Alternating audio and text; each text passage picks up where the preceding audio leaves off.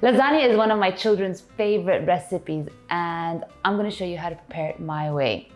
Now there's three key elements of this. We've got the bolognese sauce, the bechamel sauce, and of course the pasta with lots of yummy cheese. For my bolognese sauce, I always start off with a mirepoix basis. I'm going to show you how to prepare it. I've got my celery, carrots, and onions, and then we'll head over to the food processor. I like to use my food processor when I mince my vegetables. I find that it gives me the right consistency for my bolognese sauce. And all I do is add in my vegetables. I've got my onions, carrots, and celery. And just gently pulse it until it's got that fine consistency.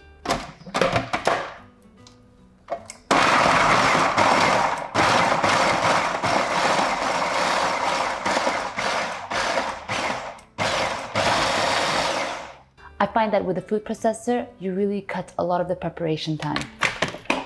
And now we can start cooking. For the sauce, I'll just add some vegetable oil.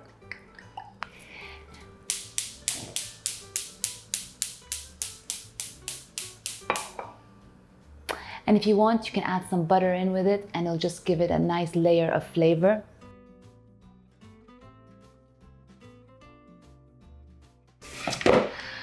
I'll start off by adding my minced vegetables.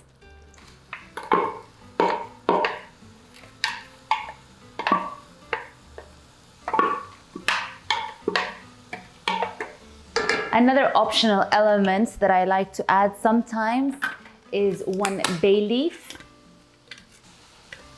And if you want to give it a bit of a nice sweet or subtle sweet flavor, add 1 cinnamon stick. Again, that's optional.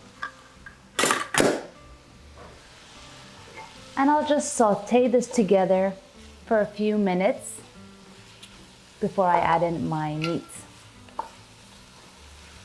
What you'll notice is that I've minced it to around the same size of how I want my meat to be. I find that when it's too chunky, you feel too much of the vegetable, and I kind of want to hide the vegetable in with the sauce. This, I have to say, is a great way to get your kids to eat veggies if you find that they are picky eaters.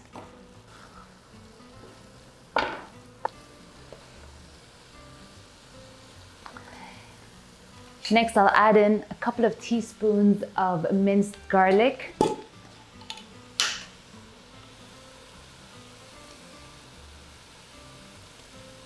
And you want to fry just for maybe 30 seconds until that beautiful fragrant smell becomes evident. And now I'll add in my minced beef.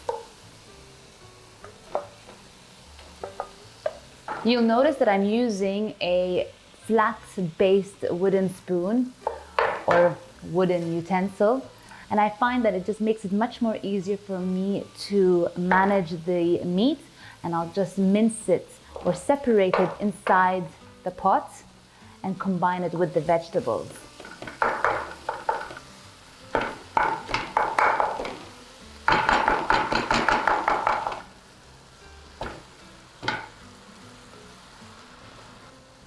I'm going to just season my sauce with some salt and pepper.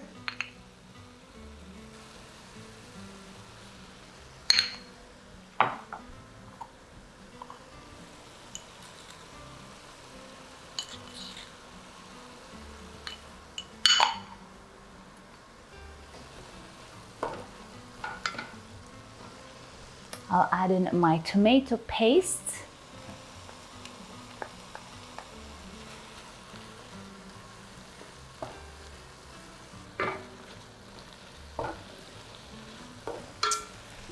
Here I've got 2 cans of chopped tomato. And I'll just add in about a teaspoon of sugar.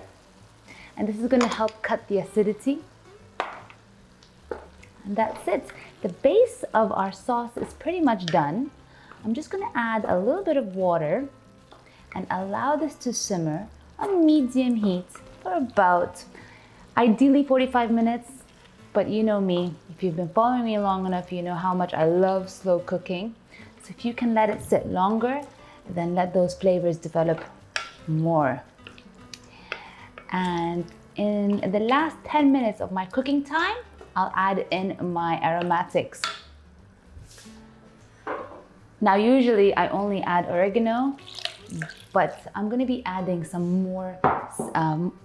Usually I only add oregano, but I'm gonna be adding lots of other additional fragrant aromatics. They're just gonna elevate my sauce.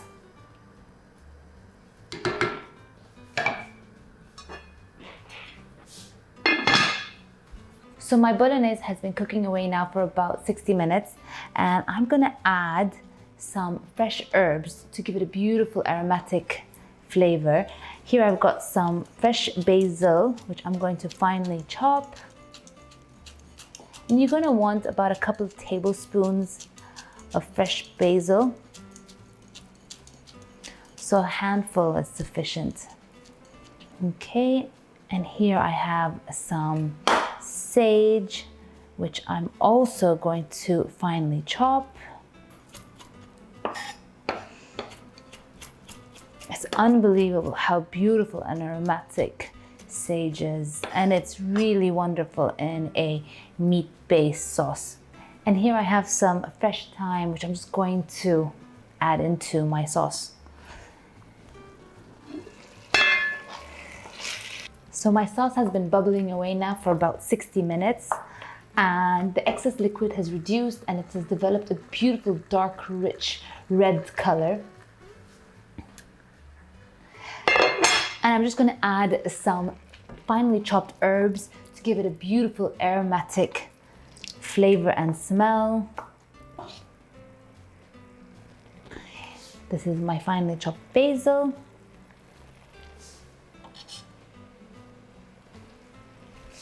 Finely chopped sage. And I'm just going to add in my thyme. Just remove the leaves and discard the stem.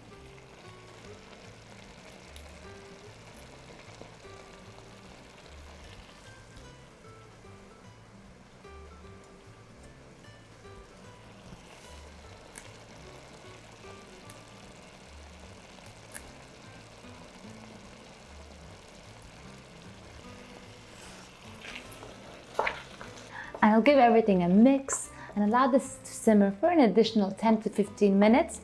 And in the meantime, I'm going to start preparing the bechamel for my lasagna. So for my bechamel sauce, I always start by preparing a roux. And basically it's by combining melted butter with some flour.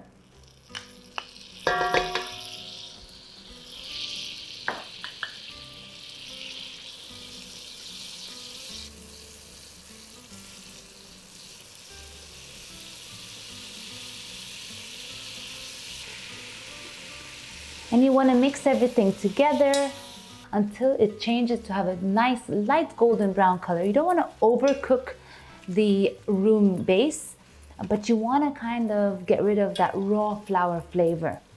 And then once the color develops to the right tone, we'll add the milk.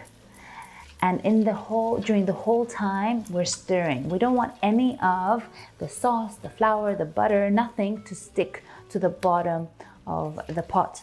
So it's really important to just always be standing over your sauce.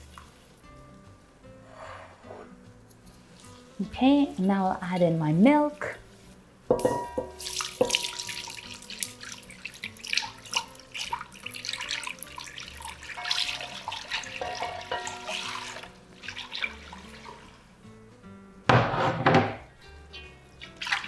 Once the milk heats up, you'll start to see that it starts to thicken.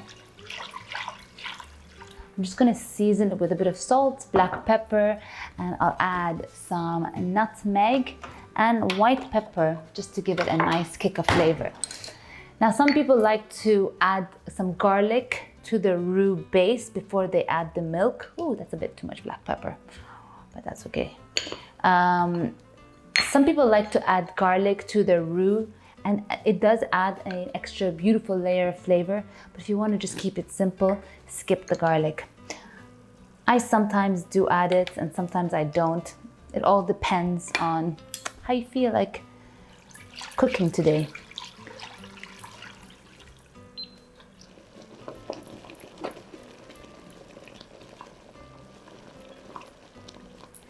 My bechamel has thickened, and now all components of my recipe are ready, and it's time to assemble. Before I start assembling, I'm just going to remove the bay leaf and the cinnamon stick out of the sauce.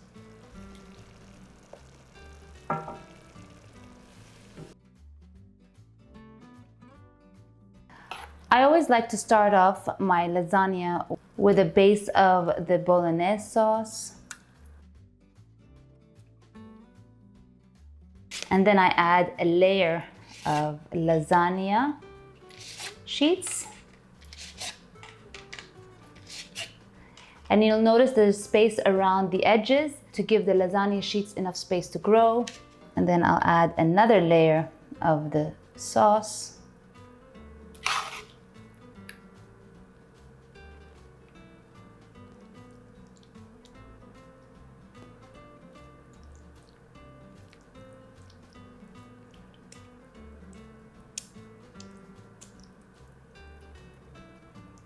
Bechamel sauce.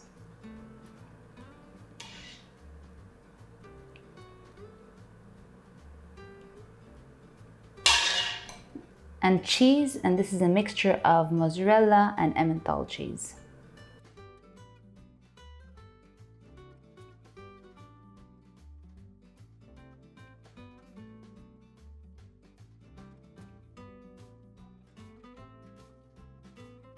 And we'll repeat the same steps.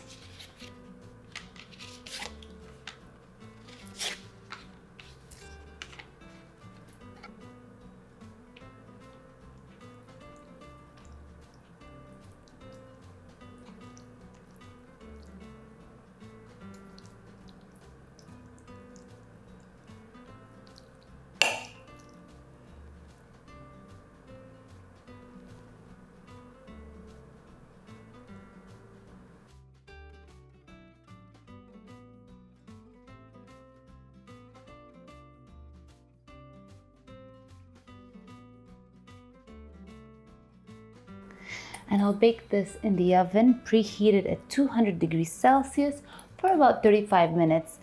You want the top to have a beautiful golden crispy finish, and I can't wait to serve it to the family later on.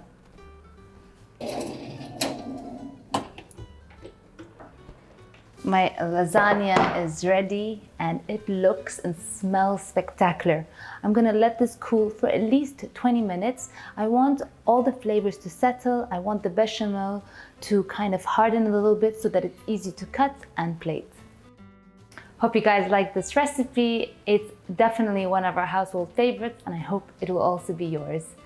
See you guys later. Bye.